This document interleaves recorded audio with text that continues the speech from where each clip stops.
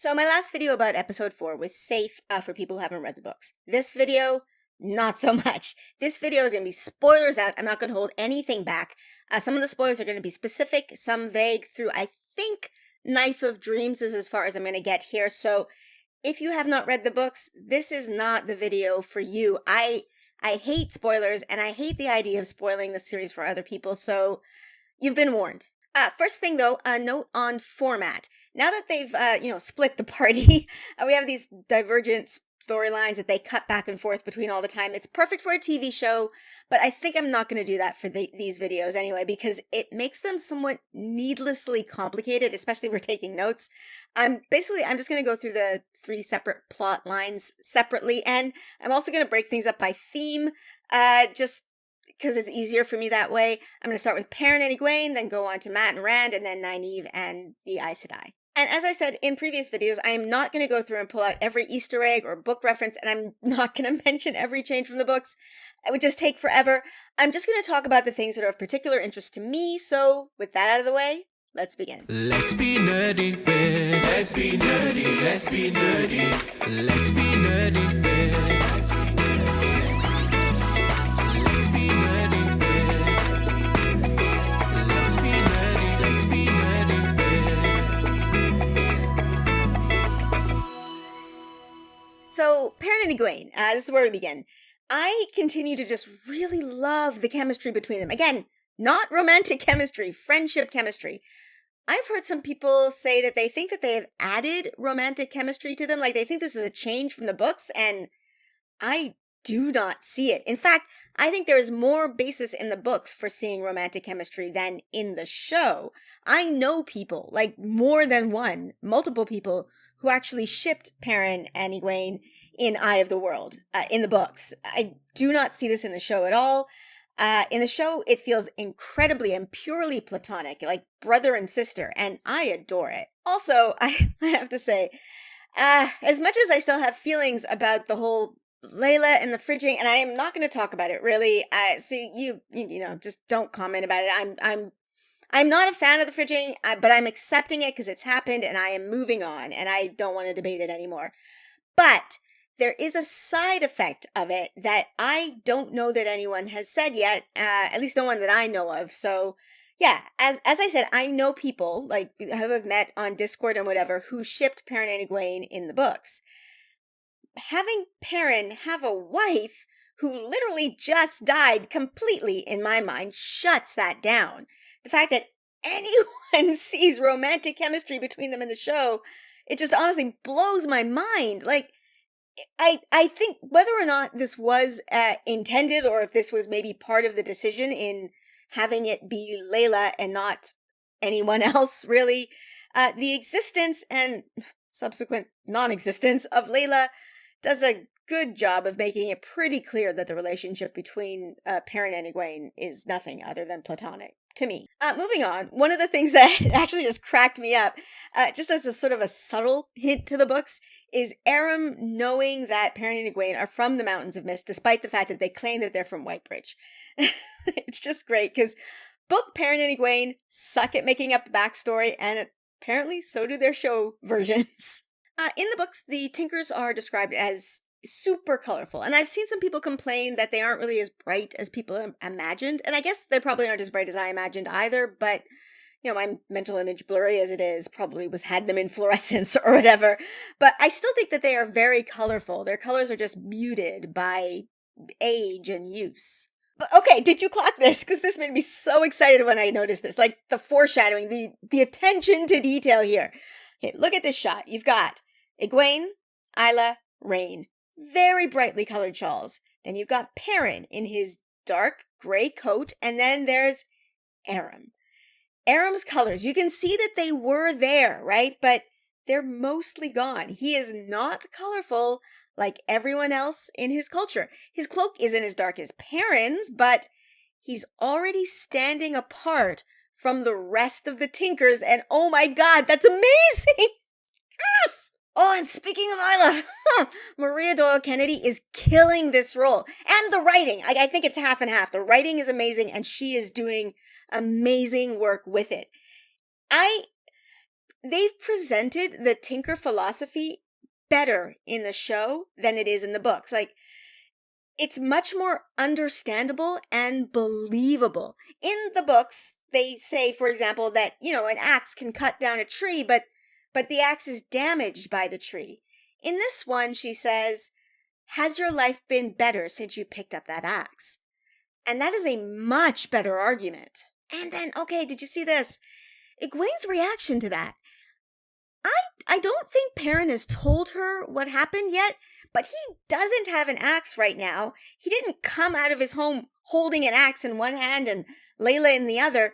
Yet Egwene seems to know that something about asking this question, specifically about an axe, hurts Perrin. Maybe a conversation happened between them that we didn't see. I think, though, if it did, it would be very odd not to show us that conversation. That would be very good for developing their character, but I don't know. Do you think he's told her? Do you think she knows? Oh, and then the story about Isla's daughter. I was reminded when listening to it about the story of the Aiel that we get from the glass columns in The Shadow Rising, of a mother, of the Aiel finding her dead daughter's body.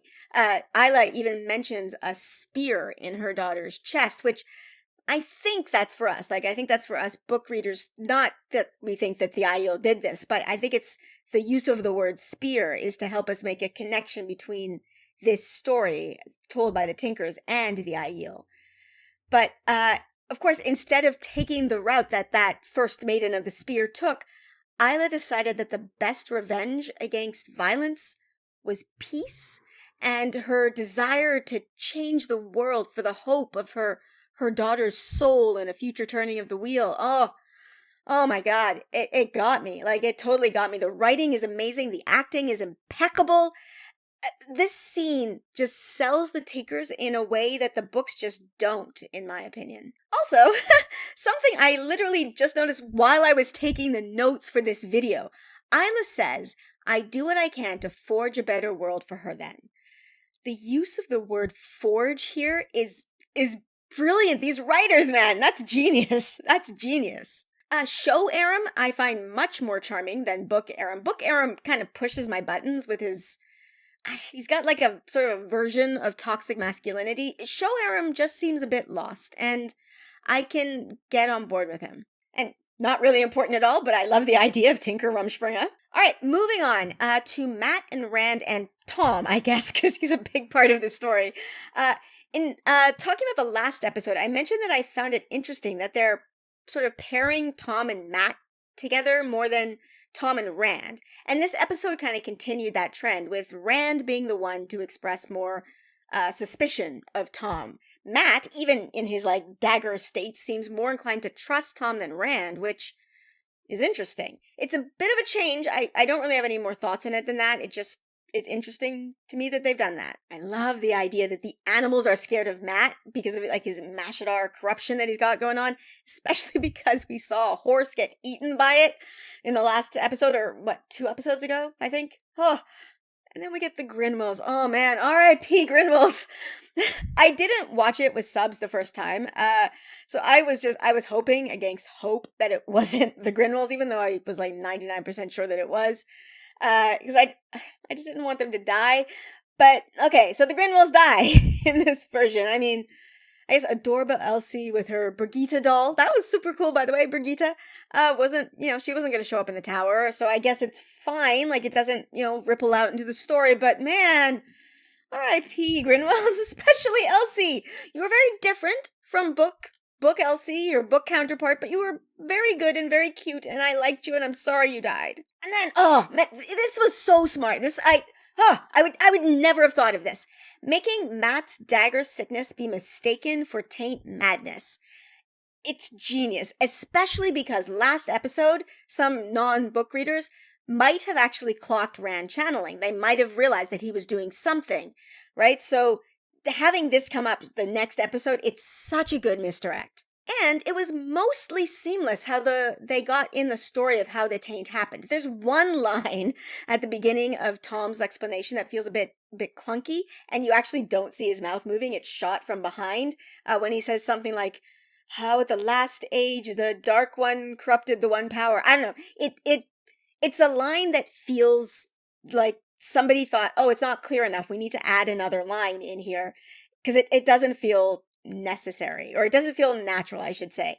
But it's literally just one line that felt a bit off to me, so it's fine. The way the corruption is shown in Matt, that black goo in his mouth, it's so good. And like, it's similar enough that non-book readers could maybe see and think that it's the same as the blackness in the Logain's channeling, but it's different enough that us book readers go, oh no, that's the same slime that was in Shatter Logoth, which we know is different. And this shows so much genius in the writing room. It gives me such confidence for what they are doing with this show. They are doing such a good job of making this a mystery. We then get some more food for the Matt and Rand shippers, so nice for you guys. And then we get the fade. And okay, I mentioned this a bit in my immediate reaction video, and on a rewatch, it still bothers me a bit that Tom is able to kick the fade back across the room. Now, the fade does sort of float or move in some kind of, it's an unnatural movement that he makes, so there could be something else happening there, but it just bothered me. I know in the books that Tom tackles the fade, but the only reason he survived was that the fade didn't fight him. It just sort of, he was caught off guard and then knocked Tom to the side. Here, Tom actually seems to fight off the fade a bit, and it's weird, and it kind of bothers me. My final thought on this storyline, just a minor prediction. They really lingered on Elsie's dead body when they were leaving the farm, so I would bet that she's going to show up in some weird, creepy dream in the future. Anyway, I'm doing really, really bad with my predictions so far, so, you know, but I feel pretty good about this one. I think this one, it might actually happen. Okay, so now on to the meat of this episode. I love the way Logain's madness is portrayed visually. Those creepy, like, ghost heads, they're brilliant. And the stuff that they said, obviously, was creepy as well. Now, interestingly, the subtitles, at least as far, and I've watched it, I think, twice with subs now, the subtitles give us the name of the female voice. It's Alusha. But I don't see a name given to the male voice. I have no theories. It's not true. I have one, but I actually don't believe the theory that I have, which is that the voices lose Theron, and so they didn't want to put that there, because they didn't want to give that away. But I don't think that that can be true, because that would mean that Logain is somehow tapping into Luz Theron memories?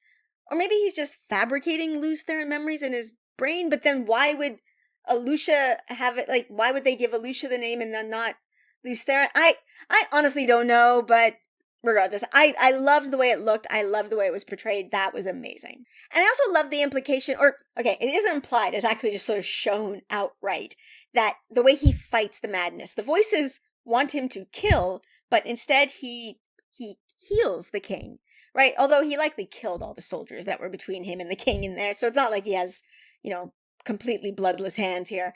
I am, though, curious to know how much of the madness they are going to show us here, because so far we've seen two madmen, right? And they aren't all that bad, to be honest. The first one was hallucinating a guy, but we didn't see him do anything dangerous. And the second one, Logain, well, I think he's probably killed plenty of people in his pursuit of proving that he is the dragon. They don't show him doing any of that. In fact, all of the shots of him make him look heroic and noble. The madness in the books is destructive, and like it literally rots you, like physically, your parts of your body fall off.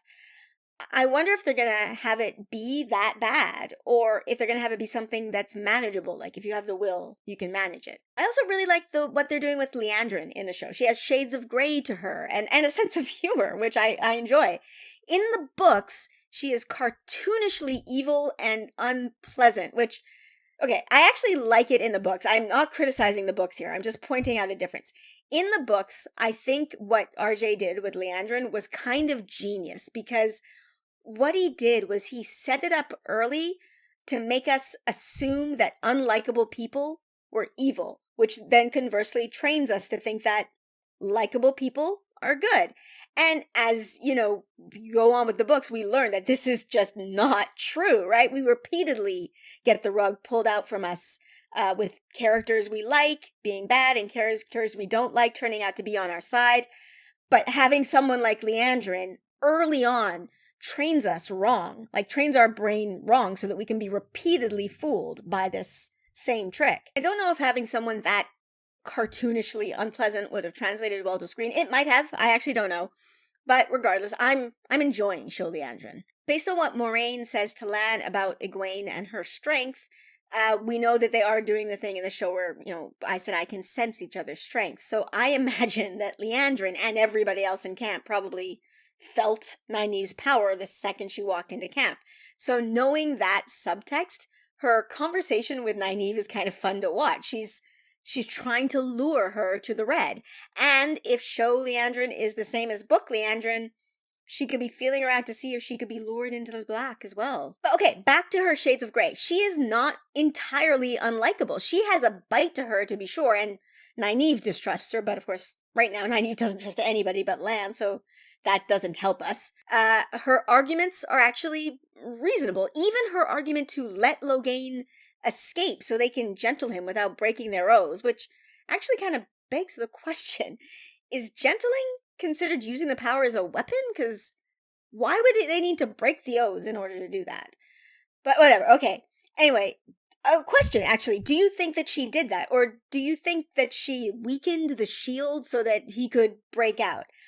I kind of don't, to be honest, but I saw that theory floating around before the show came out, so just curious to know. What do you think? But okay, back to her shades of grey. Her rage at Kareen's death seemed sincere to me. She almost burnt herself out.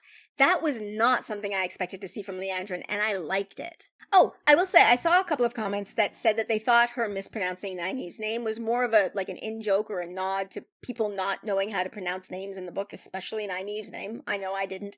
Instead of being like a hint or a representation of a microaggression, like treating her as exotic or quaint or whatever. And I think that's probably true. It probably all is, a hint about the name mispronunciation thing. But I also think the other is true. I think they're both true. Things can be two things, right? And I would imagine as a writer, if you can write a line that is able to convey more than one thing simultaneously, that's probably a good thing. And I think they did that here, and I think it's good. I have a very weird and personal to me note about Steppen's axes. I didn't particularly like them in the trailer, specifically because to me they looked too light, like they wouldn't do enough damage. In the show, I didn't have a problem with them, and I couldn't figure out why. It took me a minute, I think it was a second rewatch, to realize, oh, I know what it is. It's the sound. They added sound to his axe when he swings it, so it gives it a weight, and now they don't look light and ineffective to me. I am apparently easily manipulated by sound effects. I loved seeing the different relationships between the Aes Sedai and their warders. You see the ease and the comfort between Kareen and Steppen, and the affection between Alanna and her two warders, and then, of course, the deep intimacy between Lan and Moiraine. I know that their relationship feels more intimate because we know them better, but I know, I really appreciated seeing it. And the idea that she gets emotional when he drinks, it cracked me up. I love that. And of course, okay, I have to talk about the polyamory that we see here. We see two male warders cuddling and then some physical affection between both of them and Alanna.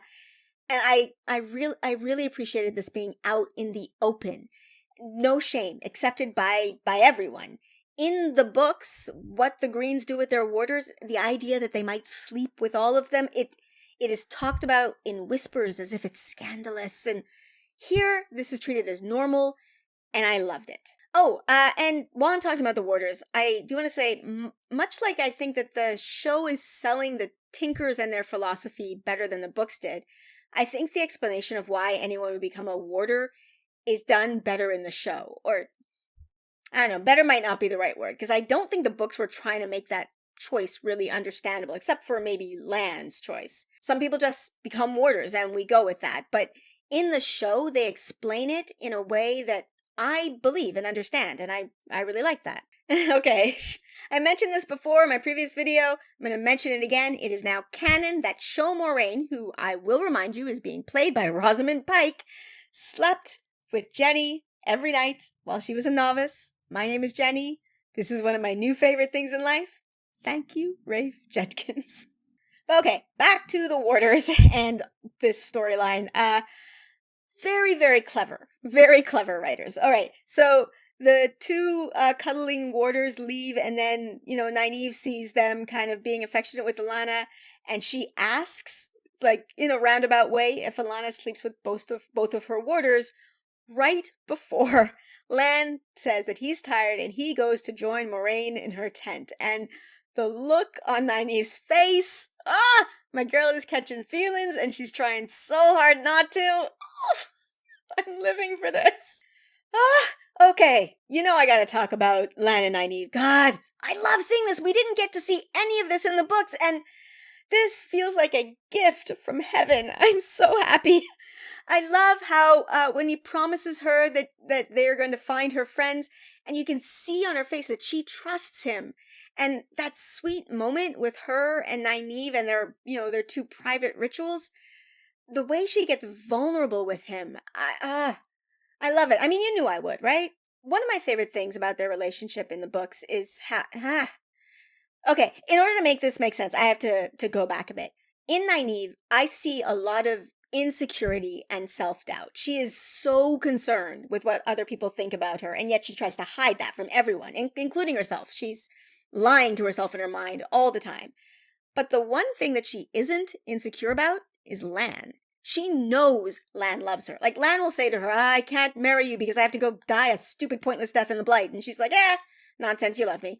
Or he sends Rand with a breakup message to her. And Rand gives this message, and Nynaeve's inner monologue is, what fresh bullshit is this? Like, you love me. Nothing shakes her confidence in his love for her. I think, actually, that this is an important part of Nynaeve's growth. It's one thing in her life that she is fully able to trust. And here we see the beginning of this, right? She is vulnerable with him in this moment, doing this private prayer, this ritual that she hasn't done in a while, because she can't be vulnerable like this as a wisdom. She has to project something to hide this part of who she is. But she's letting down these walls. She trusts Lan, so she lets him see this side of her. And I'm not going to lie, I got tears in my eyes during this scene every single time I've watched it. And the flirtation between them is fantastic. And then stupid Logan, stupid army, stupid attacks, and I hate them.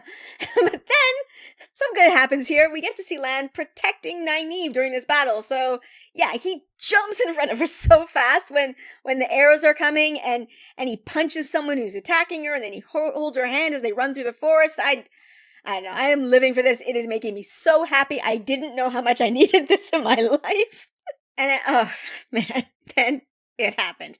Okay, and I've seen a few comments here on YouTube or on Twitter or whatever saying that they want me to do reaction videos for the episodes, like I did with the trailers. And I'm sorry, I'm not going to do that. I want to just be able to watch the show and enjoy it when it comes out. When, I do a reaction video, I have to flip a switch in my brain to remember to say stuff out loud. For a 2-minute trailer, not a problem. For a 1-hour show, it's a lot. And I want to be able to just watch and enjoy this show that I've been waiting for more than half of my life. But I do still record myself watching it because occasionally there are things that are so intense that I can't contain myself. Like, it's not on purpose. Something will just come out. And I thought I would share with you the noise that I made when it happened.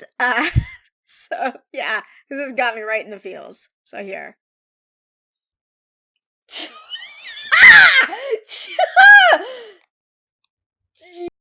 So yeah, that's a noise that came out of my face. Anyway, if you want to see the entire watch-along video, I've posted them for my patrons, so you can, check out my Patreon if you like. But okay, yeah, this was amazing. I think the show, first of all, is gonna do away with something in the books that I don't know why RJ did it, or that's not true. I think I know why. I think he was making it akin to physical strength, but I think I don't like it. I think the show might do away with this idea that men are just typically stronger than women in the power, because this seems to make it pretty clear that Nynaeve is stronger than Logain. And Logain was not quite as strong as Rand, right? But he was definitely stronger than any of the women, I think. So, because men are just stronger. But even Logain here seems shocked by Nynaeve's strength, and this delights me. I will say though, when watching the show, I thought that Logain had seen Nynaeve's weaves, and I thought, oh, okay, this is another change, because in the books, men are able to sense women channeling, but they're able to sense it like through goosebumps, and it might be a weird thing to try and convey in the show, so maybe they were just going to have them be able to see their weaves, but this has actually been confirmed on Twitter by Sarah Nakamura that that's not the case. Logain was just reacting to the effects of her channeling. Okay, back to that moment. I don't honestly know what to say about it. I know people really want to know my reaction, and my reaction mostly is just, oh my god! Ah, she exploded with it, and it was mass healing, and it's incredible, and I love it, and Nynaeve is the queen, and I'm so happy. I'm so happy to see her getting her props, and yes! They're not really coherent thoughts. I'm sorry. The only other thing I can say is, this might be a problem for me. I have read these books for half of my life, right? And these characters are dear to me. They are close to my heart. And with one very, very odd exception, I've never been attracted to them. Like, not even Nynaeve, despite what people think. I even got chastised in the comments once for, what was the phrase? My man-like lusting, I think was the phrase, of Nynaeve, which it just isn't true. I've never been attracted to Nynaeve, the fictional character. I have loved her like a dear friend, a sister, but oh man, that moment when she exploded and her hair flew up and then it cascaded down around her face, I literally had the thought, oh no, this is going to be a problem for me. She looks good. Damn. And on that note, yeah, that's it. Let me know your spoilery thoughts, because this is a spoiler up video, in the comments below. You know mine now, so, or you can come join my Discord. I will link to that as well in the description below. And if you like what I do and want to support me, and maybe you want to see all the watch-along videos, you can check out my Patreon, which will be linked in the description as well. To my patrons, you are amazing. You have no idea how incredibly encouraging it is to know that people want to support me. It means so much to me. Thank you so much. And with that, I will end this here. Please like, subscribe, and I'll see you next time. Bye!